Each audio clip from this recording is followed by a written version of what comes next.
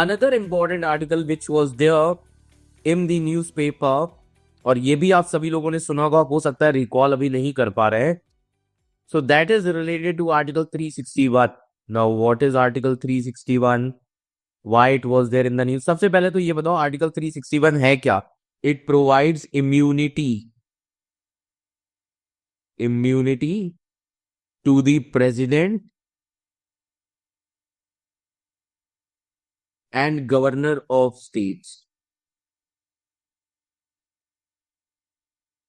Clear? And governors of states. Okay.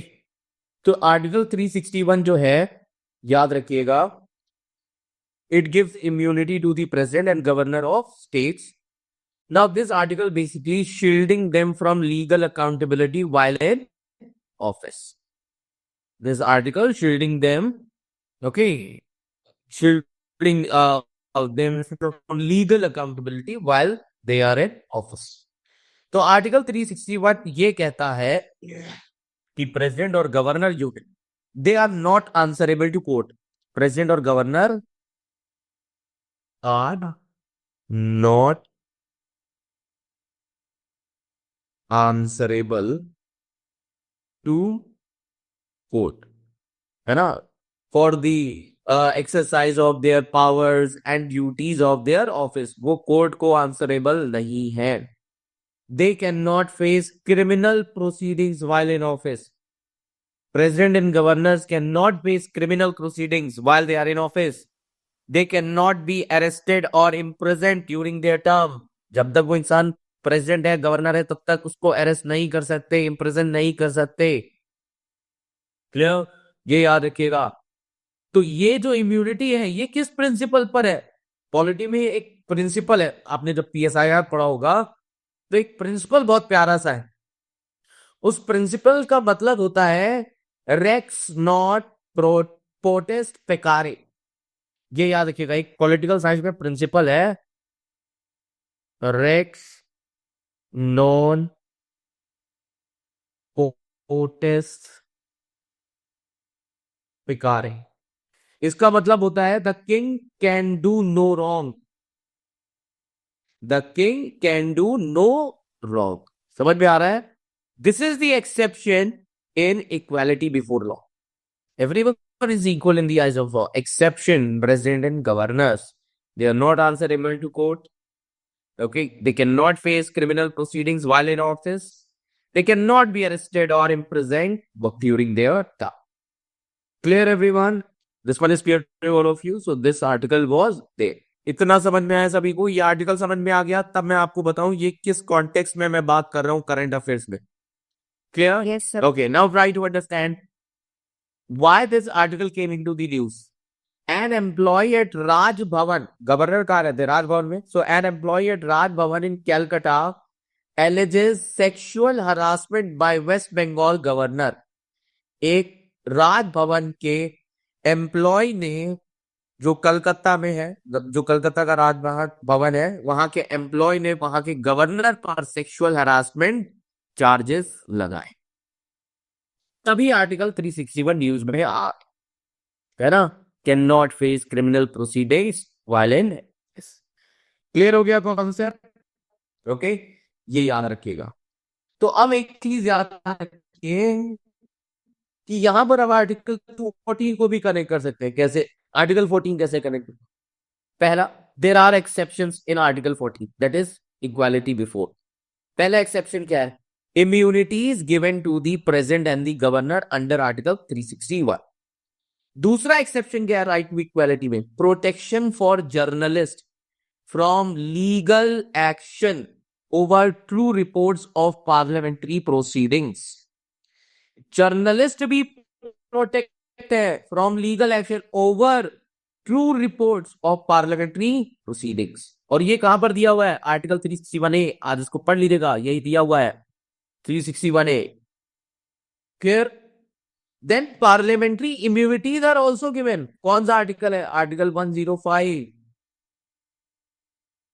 Eight article 194. अब आप कहेंगे कि सर आर्टिकल 105 क्या है? जिसमें एमपीज के बारे में बात की गई है, that MPs are immune from legal action for statements और वोट्स इन पार्लियामेंट और state legislature. MLAs are also immune from legal action for their statements or vote in state legislature. Clear? This one is clear to all of you. Okay. Then इसी के साथ ही साथ मान लो अगर आप diplomat बन जाते है ना, अगर आप डिप्लोमेट बन जाते हैं या फॉरेन सोवरेन और यूएन एजेंसी, ये तीन चीजें, तो diplomatic immunity is also available. So remember this thing, foreign sovereign, diplomats and UN agencies, they are exempt from legal proceedings. ये भी exempted है legal proceedings से. This much is clear to all of you. So these are some exemptions. Okay. Now, सभी ने ये note down कर लिया जो लिखा हुआ है स्क्रीन पे. अब कुछ समय पहले pardoning power of the president and death sentence was also in deal. Any idea why this issue was there in the news? क्या था ऐसा न्यूज में? Yes, Article 72 talks about the pardoning power. But ये news में क्यों था, फातिमा?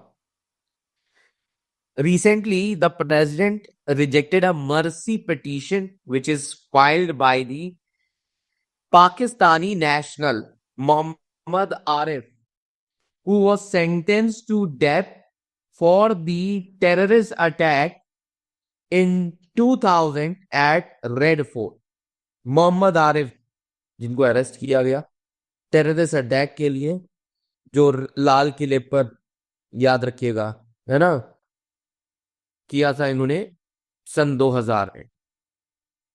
तो हमारे प्रेसिडेंट ने इस मर्सी पिटीशन को रिजेक्ट कर दिया है, इसीलिए पार्डनिंग पावर न्यूज में थी. तो पार्डनिंग पावर का आर्टिकल क्या है? ओके, पार्डनिंग पावर का आर्टिकल क्या? आर्टिकल 72. सभी ने सुना होगा. Yes, article 72. Article 72 of the Constitution empower the President to grant pardon, reprieve, respite, and remission of punishment. Clear? Or to suspend, revoke, or commute the sentence of any person who is convicted of any offense in the cases where punishment or sentence is by a court-martial. Punishment or sentence is for, you can say, for an offense against any union law, अगर कोई भी offense हुआ union law के against में, and a sentence of death. इन चीजों के basis पर अगर कुछ है तो प्रेसिडेंट के पास पावर है पार्डनिंग पावर. नाउ एक्सरसाइज जो है प्रेसिडेंट की pardoning power, it is given under article 72.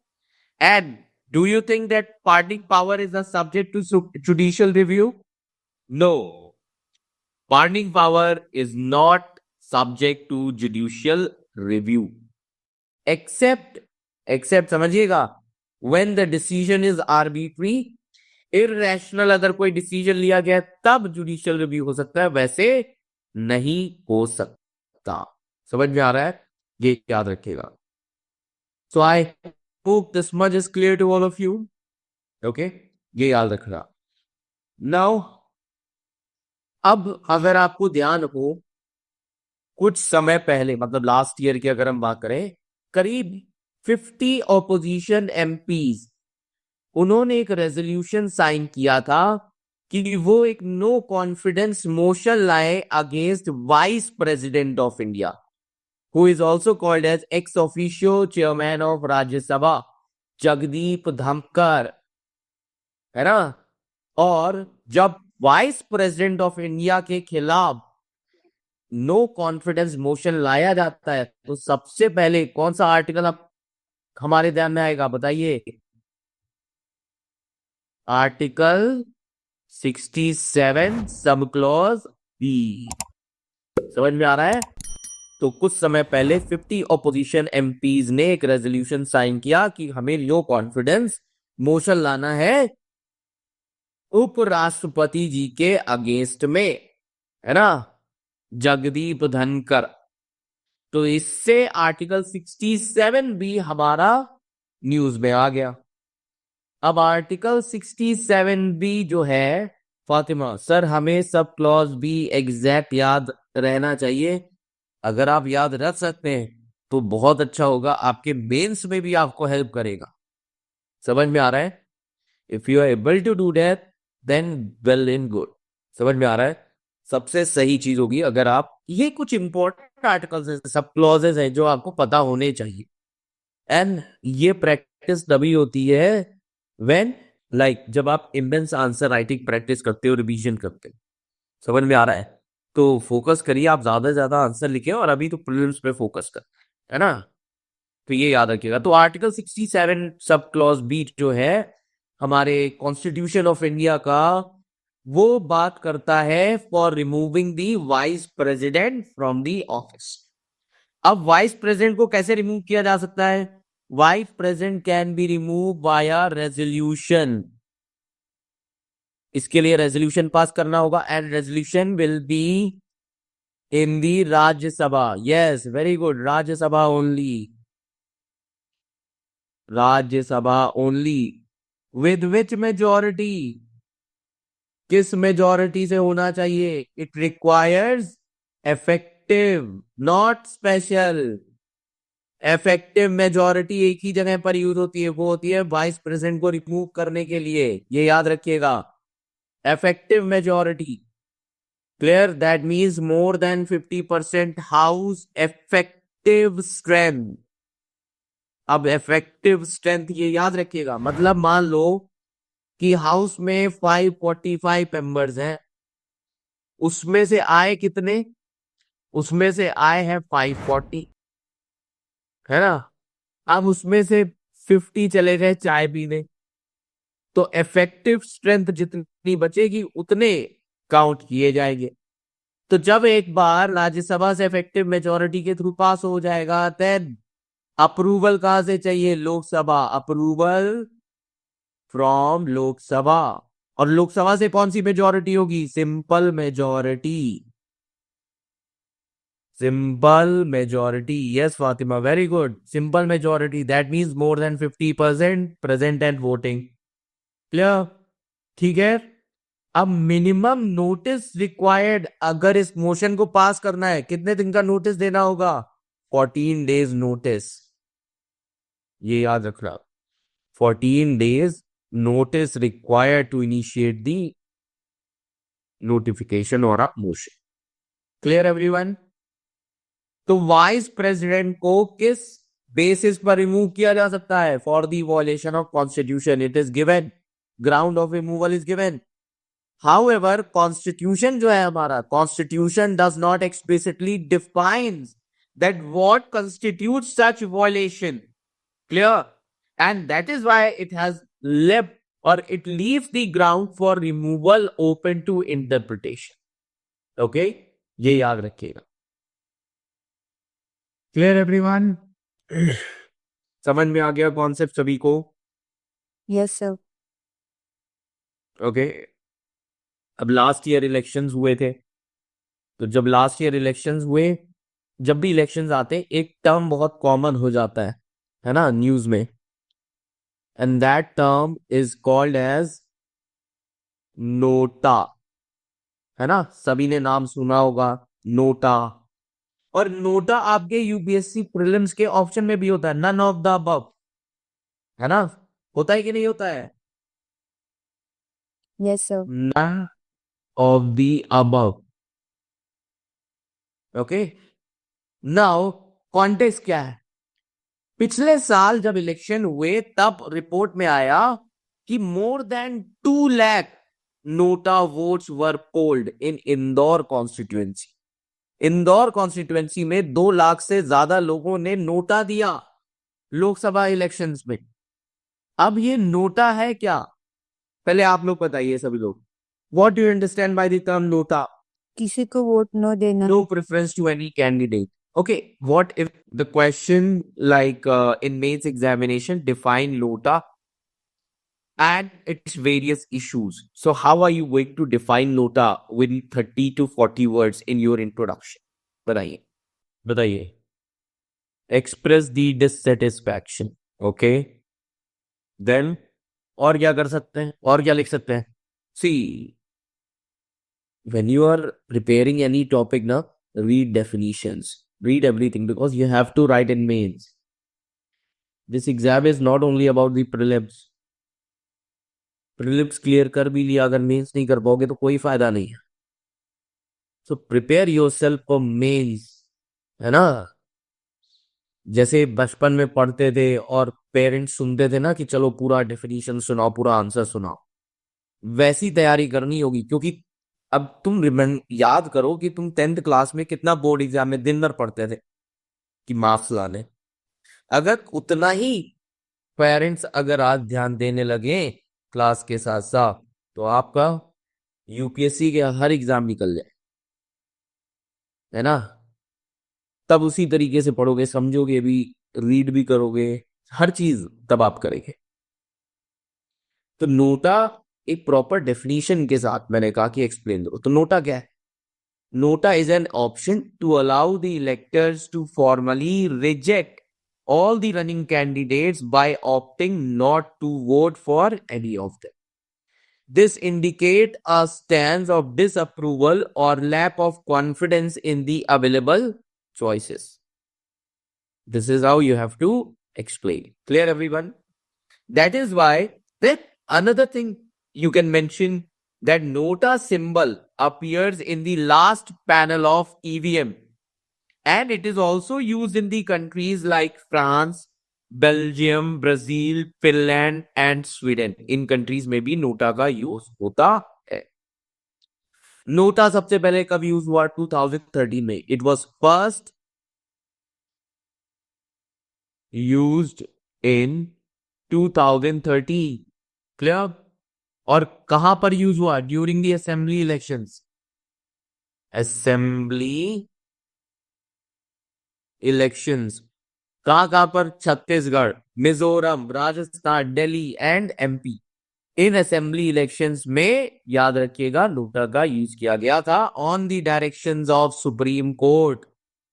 और सुप्रीम कोर्ट ने किस बेसिस पर किस बेसिस पर जजमेंट दिया था? एक केस आया था, PUCL versus union of India case. और फिर 2014 में लोकसभा जनरल इलेक्शंस में नोटा लाया गया. क्लियर? तो सुप्रीम कोर्ट ने PUCL versus union of India case में नोटा को लाने की बात करें. Clear everyone? इतना समझ में आ गया सभी को, है ना? So these things are very important for your examinations. These topics, nota and all these topics are important for your this UPSC examination. है ना? तो अब एक चीज याद रखिएगा, that UPSC का जो सबसे ज्यादा फोकस होता है, एक तो स्टैटिक पोर्शन पर होता है. स्टैटिक पोर्शन में गवर्नमेंट ऑफ इंडिया एक्ट, ये सारी चीजें काफी ज्यादा इंपॉर्टेंट है. उसके अलावा जो फोकस होता है यूपीएससी का, वो होता है करंट अफेयर्स, कि वो करंट अफेयर से कनेक्ट करके पूछते हैं.